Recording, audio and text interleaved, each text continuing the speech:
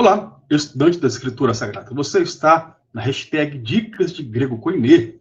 Eu sou o pastor Serafim e nós iremos falar sobre o alfabeto grego, porque não há como você estudar um idioma sem ter conhecimento inicial, básico do alfabeto daquele idioma. Martim Lutero, o grande reformador, disse que é imprescindível o estudo das línguas originais da Bíblia Sagrada para se entender e compreender a Bíblia Sagrada. Sabemos que a Bíblia foi escrita em 3 idiomas. O grego, o Novo Testamento, o Antigo Testamento, foi escrito eminentemente em hebraico, mas algumas partes foram escritas em aramaico, né? E nós iremos estudar, aí iremos lançar uma série de vídeos sobre o grego koiné, que era o grego comum, o grego falado ao tempo de Jesus, certo?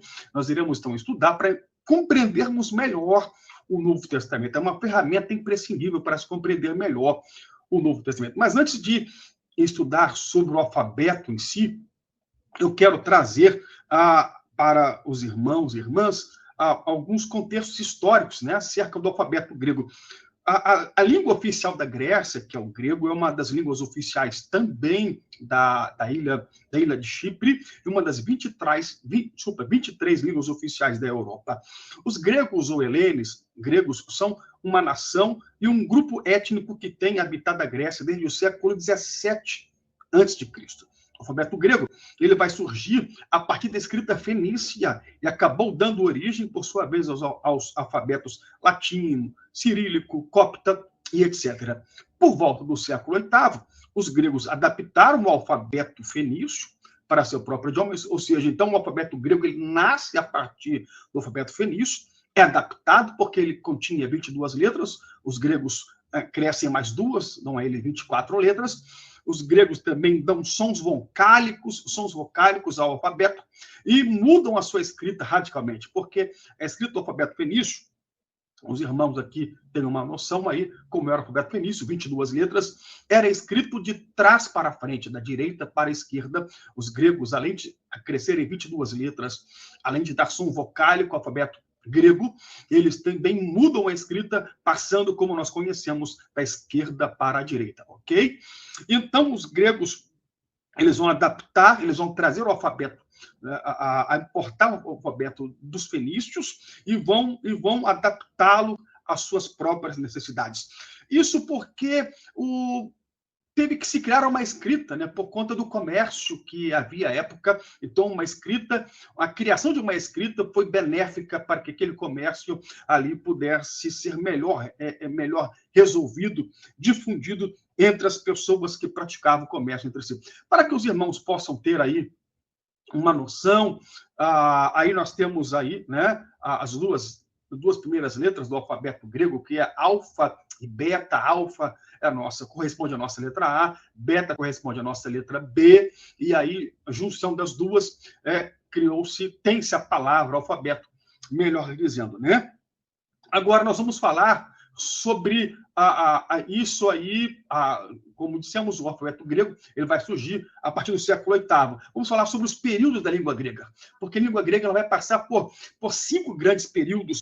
Primeiro, o formativo, vai de 1500 a 900 a.C., você não tem escrita alguma, apenas a língua grega como a língua grega puramente em si, né? Depois nós temos aí, no período formativo, nós temos o período clássico, e esse período é bem importante, porque ele vai vigorar de 900 a 330 a.C. E nesse período, nós vamos ter aí grandes obras literárias, como Ilíada e Odisseia, né, atribuídas a Homero. Depois vem o período koiné, que é o que nós iremos estudar nessa série de vídeos aqui na hashtag Dicas de Grego Koiné. O período koiné, ele é mais conhecido porque ele tem um grande incentivador, né, que é Alexandre o Grande, Alexandre o Magno. Então, ele é impulsionado pelas conquistas de Alexandre o Magno. Onde Alexandre o Magno passava, aonde as nações que ele conquistava, ele levava também a cultura grega. E aí o idioma grego ia sendo então, disseminado às nações que eram conquistadas pelo Império Grego, certo? Ele vai vigorar de 330 a.C. a 330 depois de Cristo, certo? É quando vai vigorar o período grego koiné. E aí nós teremos a Septuaginta, que é a tradução do Antigo Testamento, né? A Bíblia hebraica a Tanakh, a Bíblia hebraica, para o grego, né? E isso lá em Alexandria, no Egito, nós teremos os evangelhos, as cartas, o Novo Testamento como um todo, né? Teremos também aí na língua grega, porque era a língua falada usualmente no dia a dia da nação. Certo? Então, Cristo, os discípulos, certamente claramente ouviam o grego no seu dia a dia, porque era uma língua falada no dia a dia das pessoas, uma língua comercial falada no dia a dia das pessoas, certo? Depois do período Koiné, nós temos o período bizantino. Com o término do período Koiné, começa, então, floresce o período bizantino. Ele vai de 330 depois de Cristo até o século XV, com a queda, então, de Constantinopla, né, o Império Romano do Oriente. E, por último, nós temos o período moderno. O período moderno, ele vigora até hoje, ele vai desde a queda de Constantinopla, no século XV, até a atualidade. Mas ele é dividido em duas fases, né? Em duas fases. Nós iremos aqui, esse período helênico, desculpem, o período helênico é o que nós... que nós estamos aqui estudando, né? Essa expressão helênico foi cunhada pelo historiador alemão Johann Gustav Droysen para caracterizar aí o processo de expansão, de impulsionamento da cultura helênica que vai aí assambarcar as nações, né? A época de Alexandre o Grande, também posterior a Alexandre o Grande, certo? E foi uma época, assim, quando a cultura grega se expandiu tanto que foi criada uma cidade fora da Grécia para se notabilizar a cultura grega, que é Alexandria, né, dado o nome aí em homenagem a Alexandre, uma cidade no Egito, no norte da África, no Egito, que vai falar o grego eminentemente, né, no seu dia a dia, certo? Mas nós temos, como eu disse, no grego moderno, uma divisão em duas fases. Primeiro, o demótico, que vai do século XV até 1976. E depois, de 76 até os dias odiernos, os dias atuais, nós temos o Catarevousa. Esse Catarevousa foi uma revolução, porque extraiu-se aí pontuações, né? Houve aí uma incidência maior de ditongos, então mudou sensivelmente o alfabeto grego, né? Como toda a gramática grega como um todo também foi aí sensivelmente mudada.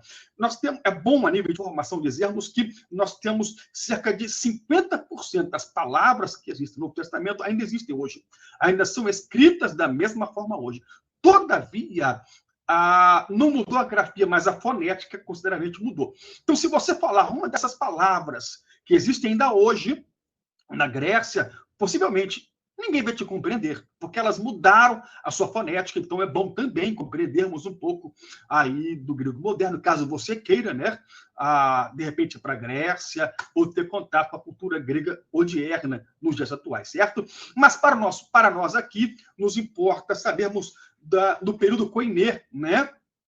O grego do período Koiné. Aí nós temos aí, 1 Coríntios 1,15, eu utilizei esse versículo aí para mostrar para os irmãos e irmãs as sensíveis diferenças e mutações, né, que houveram na língua grega. 1 Coríntios 1,15, escrito no grego Koiné, que é o primeiro, inametizei peoti esto emonoma e baptister, para que nem diga que fosse batizado em meu nome, o apóstolo Paulo falando, 1 Coríntios 1,15. Agora, no grego moderno, já é mais ou menos assim, que se tem em bopori, na mi canis oti e baptiza, cristianos estou idicum muonoma. E por isso não se pode dizer que eu batizei cristãos em meu próprio nome. Então, houveram algumas modificações. Cristianos, se fosse o grego Koiné, iria falar cristianos, porque o rio hoje tem som de R, não mais de T, né? Como tinha no Antigo Testamento, no grego Koiné. Então, fica cristianos, que é a junção do A, o alfa e o iota. Hoje, a junção dos dois, o ditongo alfa e iota, tem som de E, então é que, mas no grego Koiné falava-se cai. Então, houveram essas diferenças aí. Nós temos o alfabeto grego moderno. Aqui em cima você tem o alfabeto grego maiúsculo, as letras em maiúsculo, e abaixo, logo abaixo, as letras em minúsculo, certo? Esse é o grego moderno. E esse é o que nos interessa, objeto do nosso estudo, o grego Koiné, né? Você tem aí as 24 letras do grego koiné, que não mudou, tá? Permanecem 24, apenas houve algumas mudanças consideráveis na própria letra em si, mas o alfabeto grego permanece o mesmo. Vamos lá? Para dizer para os irmãos, a primeira letra é alfa, conhecemos, né? Alfa, o A maiúsculo, o A minúsculo, corresponde à nossa letra A. Beta, maiúsculo e minúsculo, hoje não é mais beta, hoje é vita. Eu não tenho mais som de B, sim som de ver, então é vita. Gama, o gama maiúsculo, gama minúsculo, no grego koiné, tem som de G, né, de gueto, e não de G como em gato, mas de G como em gueto. Já no grego moderno tem som de R, é rama, delta, delta, esse é o D, corresponde ao nosso D. Epsilon é uma das letras E do alfabeto grego, mais tarde eu vou explicar isso para os irmãos. Esse aqui é o zeta, corresponde ao nosso Z, né, maiúsculo, minúsculo, sempre maiúsculo, depois o minúsculo, certo? O eta, agora é ita, não é mais eta, mas eta, no grego koiné. Irmãos, percebem que aqui parece um H, né, o maiúsculo, e parece um N minúsculo, mas é o E do alfabeto grego, eta. Depois tem o teta, que é uma das duas letras que tem o som T, né? Hoje tem som de S, mas naquela época ainda tinha som de T, esse é o teta. Depois temos o iota, né, o maiúsculo e minúsculo, capa, maiúsculo e minúsculo, lambda, maiúsculo e minúsculo, o mi, o nosso M, o mi, o nosso N, o psi, é uma letra que não tem correspondente ao alfabeto português, é o psi, maiúsculo e minúsculo.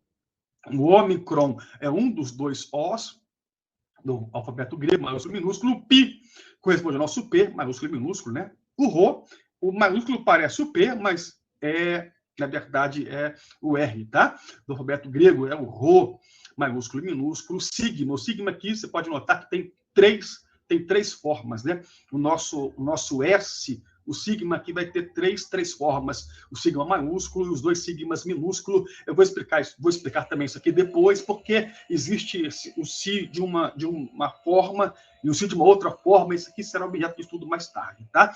Esse é o outro T, alfabeto grego, hoje é TAF, que se chama, mas era o tal, né? O T do nosso alfabeto grego, né? O Y parece um Y mesmo, né? O maiúsculo, minúsculo parece a letra U, ele tem som de I e de U, depende da palavra, mas isso também estudo mais para frente, tá? O Pi, né? O Fi, né? O Fi, esse aqui corresponde ao nosso F, né? O Fi, maiúsculo, minúsculo. Esse aqui é o Ki, tem som de Q no grego koiné, hoje tem som de R, tá? Mas no grego koiné tem o som de Ki, né? Você pode perceber que parece um X, né? Maiúsculo e minúsculo. O Psi também não tem correspondente no nosso alfabeto português.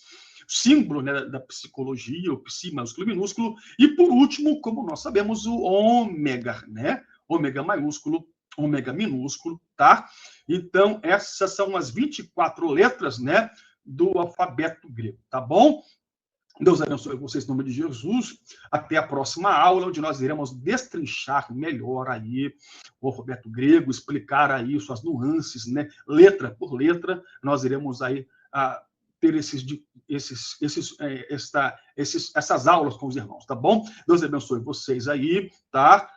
Suas famílias, seu lar. E não se esqueça, daqui mais alguns dias, acompanhe sempre o nosso canal no YouTube, Pastor Serafim. Mais vídeos colocaremos aí sobre o alfabeto grego e depois iremos também falar alguma coisa sobre a gramática grega, tá bom? Deus abençoe. Fiquem todos na doce paz do Senhor Jesus.